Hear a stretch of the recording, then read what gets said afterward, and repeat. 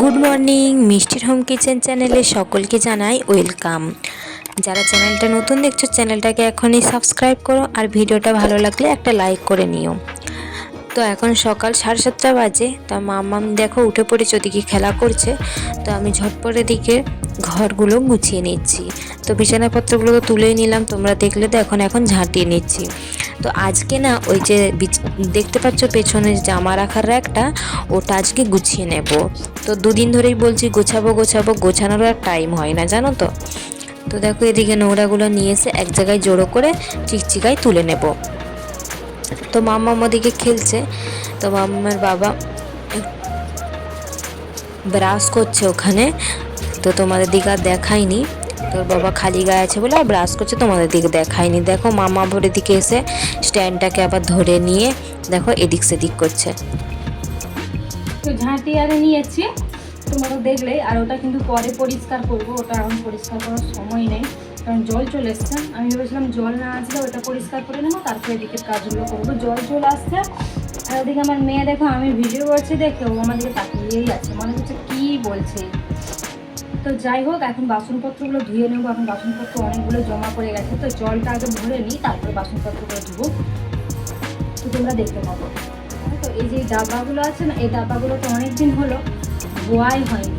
তো ওই জলের জন্য ধোয়া হয়নি। তো আর মাসখানেকের মতো পরেই বেসিনে জল চলে আসবো, তারপরেই ধোবো, কারণ আমার একটু জল বেশি দরকার।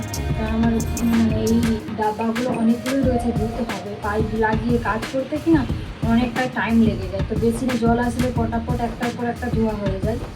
তো যাই হোক, ওই পাইপ ছেড়ে আবার যাওয়াও যায় না, জানো তো। কোনো কিছু কারণে যে পাইপটা ছেড়ে দিয়ে যাব, পাইপটা এতটাই ছোট যে রেখে দিয়ে গেলে নিচে পড়ে যাবে। তো সেই জন্য ওকে ছেড়ে দিয়ে, মানে এই পাইপটা ছেড়ে দিয়ে যাওয়া যায় না। তো এই জন্য এই ডাব্বাগুলো একদম পরে দেবো। আর রান্নাঘরটাও অনেকটাই নোংরা হয়েছে, ওটাকেও একবারে পরিষ্কার করবো জল আসলে। তারপরে দেখো বাথরুমগুলো মাজতে শুরু করে দিয়েছি, জল ভরে নিয়েছিলাম কিছুটা। তো একদম বাসন টাসন ধুয়ে নিই, তারপরে তোমাদের সাথে আবার দেখা হচ্ছে।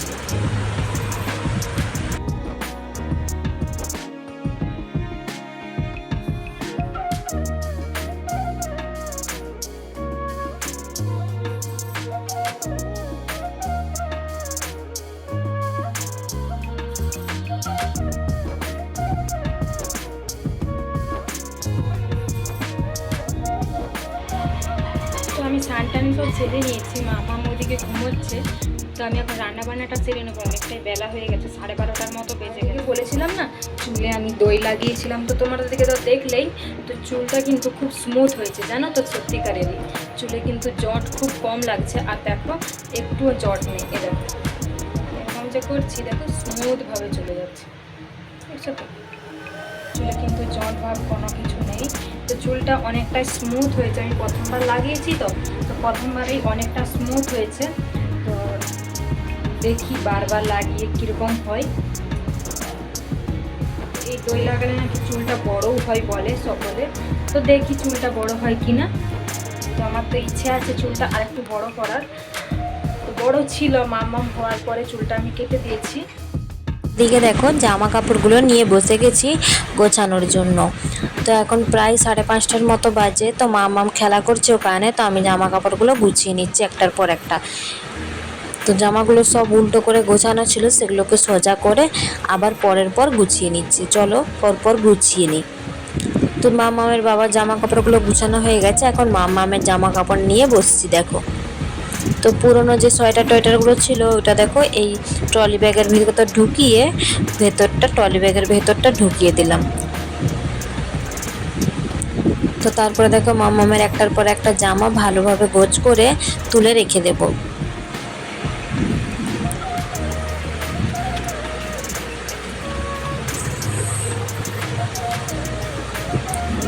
তো যে জামাগুলো একটু ভালো সেগুলোকে দেখো প্রথমে তুলে নিয়েছি, তারপরে দেখো যেগুলো রেগুলার মোটামুটি একটা কোথাও গেলে পরা যাবে সেগুলোকে দেখো আলাদা করে রাখছি। এদিকে মামাম দেখছো বদমাশি করছে।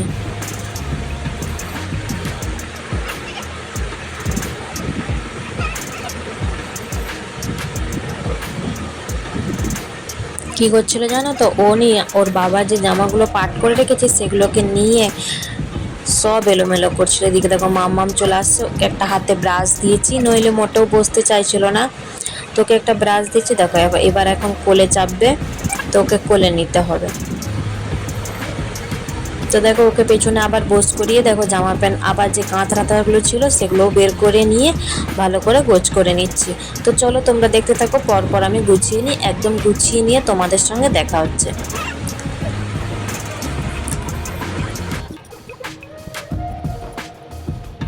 দেখো জামা কাপড়গুলো ভালো করে গুছিয়ে ওখানটায় আমি চেনগুলো আঁটিয়ে দিয়েছি। তারপরে দেখো উপরে যে জিনিসপত্রগুলো ছিল সেগুলো নামিয়ে ভালো করে গুছিয়ে নিয়েছি। দেখো অনেক কষ্টে এখন সন্ধ্যা প্রায় 8:30 বাজে, তো অনেক কষ্টে আমার ঘরগুলো গোছানো হয়েছে। ওই দেখো ঘরগুলো গুছিয়েছি, তোমাদের দিকে দেখাচ্ছি ব্যাক ক্যামেরা করে। তো দেখো এই দেখো এদিকে যে জিনিসপত্রগুলো ছিল সেগুলাকে এই কোণে করে দিয়েছি, বালিশপত্র বিছানা টিছানাগুলো। আর ওপরে দেখো ওই ভালো করে ওই তাকটাতে সব রাখার জিনিসগুলো রেখেছি, মানে সাজাগুজোর জিনিসগুলো। আর দেখো দাঁড়াও, এই দেখো সব ভালো করে কাট করে রেখেছি। দেখো এদিকে দেখো মামামের জামা প্যান্ট, পাউডার, ওষুধপত্র রেখেছি। এটা খালি রয়েছে এখন। আর এটাতে আমার জামা রেখেছি, আর এটাতে বেডশিট টেডশিটগুলো রেখেছি। আর এটাতে দেখো মামামের বাবার জামা, দেখছো তো কত। আর এটাতে আমার শাড়ি রেখেছি, এটাতে মামামের জামা মানে তুলা জামাগুলো। আর দেখো এইগুলোতে কাগজপত্র রেখেছি। তো সব এদিকে ভালো করে গুছিয়ে রেখেছি, এদিকেও এই গদিটাকে ভালো করে গুছিয়ে রেখেছি। তো এখন এই পাশেই রাখবো জিনিসগুলোকে। চলো এগুলো প্রথমে আটিয়ে নিই। এদিকে দেখো গ্যাস পরিষ্কার করে রেখেছি, জল এখনো ভরা হয়নি, জল ভরবো, এখনো ভরা হয়নি, ভরবো। এদিকে তাকগুলো মোটামুটি একটা গোছ করে রেখেছি। আর এই দেখতে পাচ্ছ কি, অন্ধকার হয়তো লাগছে, এই দেখো জামা কাপড়ের স্তূপ, জানো তো কালকে তোমাদের দিকে দেখাবো ভালো করে। এইখানে এত জামা কাপড়, মামামের বাবার মামামের মিলে বেডশিট এইসব নিয়ে অনেক জামা কাপড়। সেই জামা কাপড়গুলো তোমাদের দিকে কালকে দেখাবো। তো আজকে একটু পেঁপে খেয়েছি, এখন আর না। তো মামামকে আমি খাই না সচরাচর সন্ধ্যাবেলাতে, তো খেয়েছি একটু পেঁপে। আর দেখো মামামকে এখন খাবার খাইয়ে দেব। তো মামামকে খাইয়ে তারপরে রান্না করব। তো আজকে রান্না তেমন কিছু হবে না, দুপুরের তরকারি সব কিছু আছে। তো মাম্মাম ওইদিকে খেলছে, বারবার দেখতে হচ্ছে। ওই ঠাকুরের কাছে না ও সব কিছু টেনে নামিয়ে নেয়। ওটা আমি এখানেই শেষ করছি। সবাই ভালো থেকো, সুস্থ থেকো, আবার একটা নতুন ভিডিও নিয়ে ফিরে আসবো। ভিডিওটা যদি ভালো লাগে একটা লাইক করো, কমেন্ট করো, শেয়ার করো, আর সাবস্ক্রাইব করতে ভুলো না।